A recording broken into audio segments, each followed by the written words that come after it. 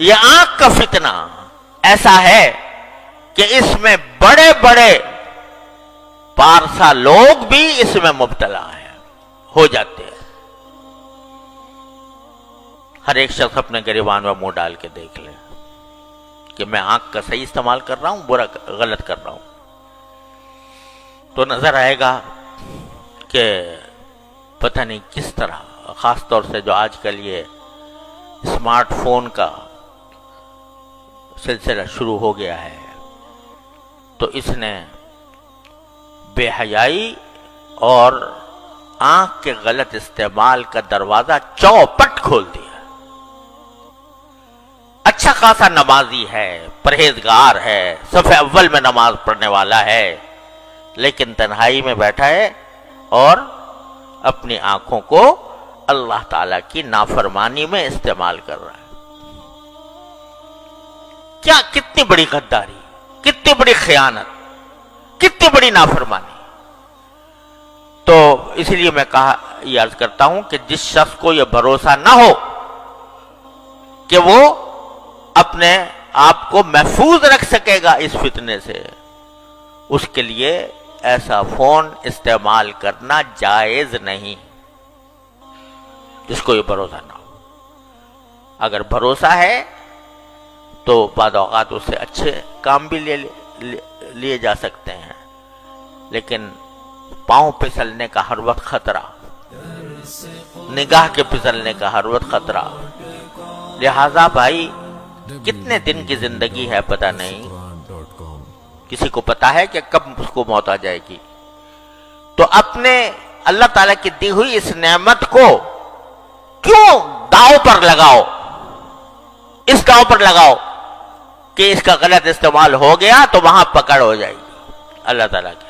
فاروق اعظم جیسا انسان جس کی تقوی و طہارت کی قسم دنیا کھاتی ہے، وہ جب یہ کہتا ہے کہ مجھے برابر سرابر چھوڑ جاؤں تو غنیمت ہے، تو ہما شما جو ان قسم کے فتنوں میں مبتلا ہو جاتے ہیں، ان کے دل میں خیال نہیں آتا، ان کے دل میں یہ خوف نہیں ہوتا کہ یہ جو ہم اللہ تعالیٰ کی نعمتوں کا غلط استعمال کر رہے ہیں، ایک دن اس کا حساب دینا ہوگا، ایک دن اللہ تعالیٰ کے سامنے حاضری ہوگی، اور ایک ایک نگاہ جو جس چیز پر ڈالی ہے اس کا حساب مجھے دینا ہوگا۔ تو اللہ تبارک و تعالیٰ اپنے فضل کا، اور بھائی دیکھو یہی وہ چیز ہے کہ جو انسان سے محنت، مشقت اور اپنے نفس پر زبردستی چاہتی ہے، زبردستی۔ بہت عرصے تک میں بیان کرتا رہا ہوں، یا ایھا الذین آمنوا اتقوا اللہ وجاہدوا فی سبیلہ، کہ تقوی کا راستہ یہ ہے کہ اللہ کے راستے میں محنت کرو۔ کیا محنت کرو؟ کہ نفس کسی طرف بلا رہا ہے، مچل رہا ہے، گناہ کی خواہش دل میں پیدا ہو رہی ہے، اور تم اس خواہش کو زبردستی کر کے دباؤ، یہ ہے مجاہدہ۔ اور اس مجاہدے کے ثمرات یہ ہوتے ہیں، حضرت تھانوی رحمۃ اللہ فرماتے ہیں کہ جتنا انسان اپنے نفس کو، نفسانی خواہشات کو روکتا ہے اللہ کے لیے، اتنا ہی اللہ تعالیٰ سے قرب بڑھتا ہے۔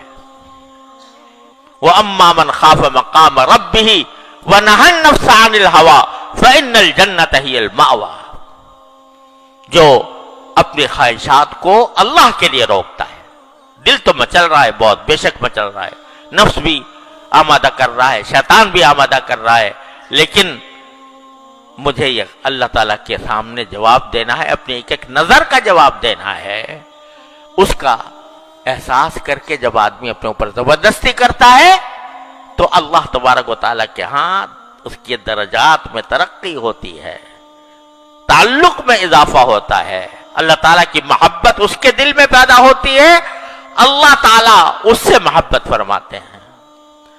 تو میرے بھائیوں اور بہنوں، اللہ تبارک و تعالیٰ کی نعمتوں کا پہلے تو احساس کرو، کثرت سے سوچا کرو کیا کیا نعمت مجھے ملی ہوئی ہے، اور اس نعمت کو صحیح استعمال کرنے کے لیے اپنے نفس کو زبردستی، اپنے اس پر زبردستی کرو، اور اس کی نافرمانی میں استعمال کرنے سے اپنے آپ پر زبردستی کر کے بچاؤ۔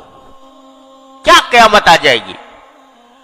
ایک تو تنہائی کے اندر بیٹھے ہوئے دیکھ رہے ہو کچھ، اگر فرض کرو سمجھو کہ اس وقت تمہارا کوئی باپ آ جائے، تمہاری ماں آ جائے، تمہاری بہن آ جائے، تمہاری استاد آ جائے، کیا پھر بھی تمہارا دل مچلتا رہے گا؟ کیا پھر بھی وہ خواہش جو دل کی ہے وہ اسی درجے میں برقرار رہے گی؟ فوراً بند کر دو گے۔ اب کیسے بند کر دیا بھائی؟ یہ کہتے ہو کہ ہمیں اپنے نفس پر اختیار نہیں، ہم بے اختیار ہو جاتے ہیں، ہم جو ہیں مچل جاتا ہے دل، اور ہم اپنے تقاضے کو دبا نہیں سکتے، مجبور ہیں اس کے آگے۔ ارے آپ کہاں گئی مجبوری؟ جب تمہارا باپ آ گیا، تمہاری ماں آ گئی، تمہارا استاد آ گیا، تمہارا شیخ آ گیا، پھر کیا کرو گے؟ پھر بھی دیکھتے رہو گے؟ بند کرو گے کہ نہیں؟ کیوں کرو گے؟ اس واسطے کہ طاقت تھی تمہارے اندر بند کرنے کی، اختیار تھا تمہارے اندر بند کرنے کا، احساس ہو گیا کہ میں بدنام ہو جاؤں گا، احساس ہو گیا کہ مجھے سزا ملے گی۔